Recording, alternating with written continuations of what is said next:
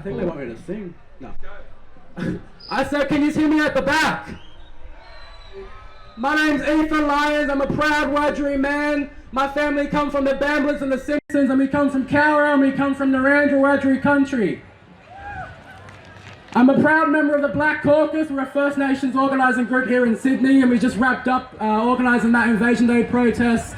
I want to pay my respects to Gadaku Mob, and especially my auntie Rhonda Dixon-Grosvenor, who gave me guidance and gave me permission to do this rally. But I also want to pay my respects and let you know some of the mob that have been working on these rallies. My auntie Linda June Coe, my auntie Lizzie Jarrett, my brother Paul Silver here, and also the 10 Embassy mob with Gwenda Stanley and those mob there. So give it up for them, because you know these mob work more than just one day today.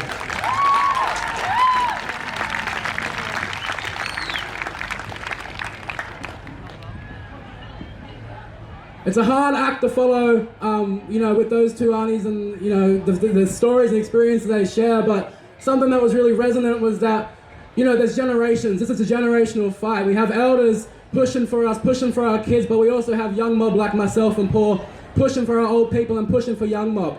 It was only a few years ago that me and Paul were organising with the mothers and were speaking at the Cassius Turvey vigil when that young black fella was killed by racists on the street. He was lynched on the street, and that's the reality of our black fellas and our kids these days.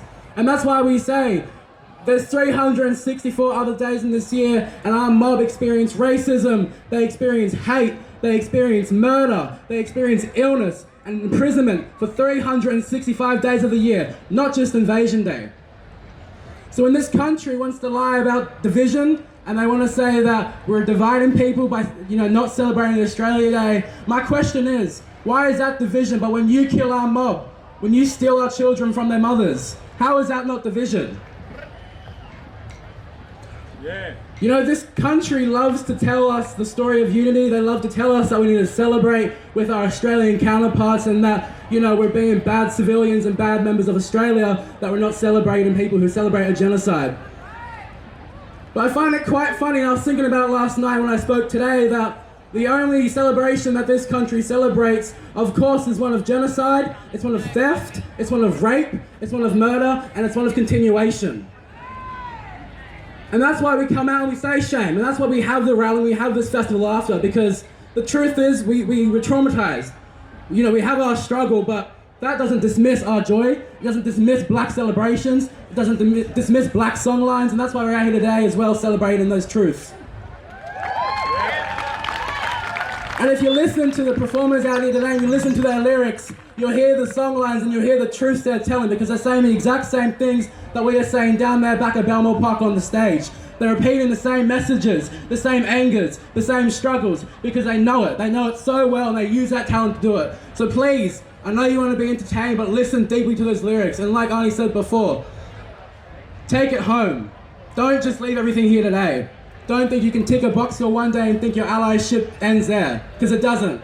Because after today, after we go home, all the mob here that go home, we don't take off a blanket, we don't take off a jacket, we don't take off a hat and say, oh, we can just be normal fellas now. We remain oppressed, we remain in the struggle, we remain being murdered, and that's the truth. And your allyship should match that, the work you do should match that. And I know there's a mob here that are like, can this fella be quiet, because they all know it. But the truth is, it keeps going. Every single year the numbers increase. We see kids being stolen. We see them increasing that number so high. We see mob and deaths in custody raise each year, and you see how many reports and how many findings come out. But what changes? And my last message I leave you on, and that my auntie Linda said that was a really good point that I brought up, was that there's so much discourse around this state, but the truth is, Australia doesn't actually care about this state. It's not a matter of January 26, it's a matter of confronting its truths and history, and Australia is so ashamed to do that that they falter at the idea of changing the date. They know that if we break the seams of a date, everything that they founded on falls apart. And what we know is when we say change the date, or we say there's no date to celebrate, my question is, which day is there to celebrate? Which day should we change it to? There is no day we should change it to or celebrate when mob in this country are still being killed. The day I'll celebrate properly and I'll get out with my brothers and sisters and get charged is a day that, you know, we're not getting killed, we're not being stolen, and that's the only day I'll celebrate. I'll leave you on the last message from my auntie because, I don't know, a young fella closing up seems a bit weird. So this comes from Auntie Livy from the Eora and Bundjalung Nations.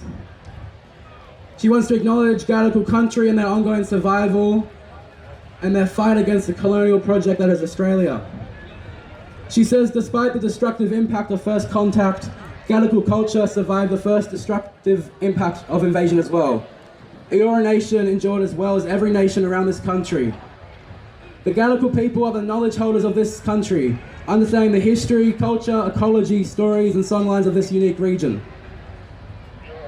So she wants to pause to reflect and commemorate tens of thousands of years of custodians' presence on this land and their ongoing resistance. So let's just take 30 seconds to ground ourselves in the history of this place and the history of this park and the Gadigal elders that lived here for many years and they continue to live here and struggle against the colony.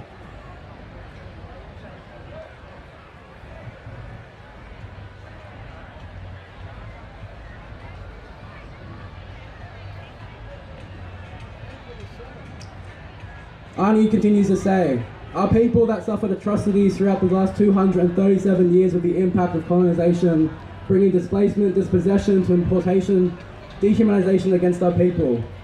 She says we are standing on Gadigal country, telling the story of our history that tries to systematically destroy us with the genocide of our people. We are still here stronger than ever. It's time for us to come together and unite against this government and this country that is still bringing atrocities to our people. Tomorrow is our generation's future, and as it's up to us to stand up and continue to fight the injustice that's still happening in this land for our future generations.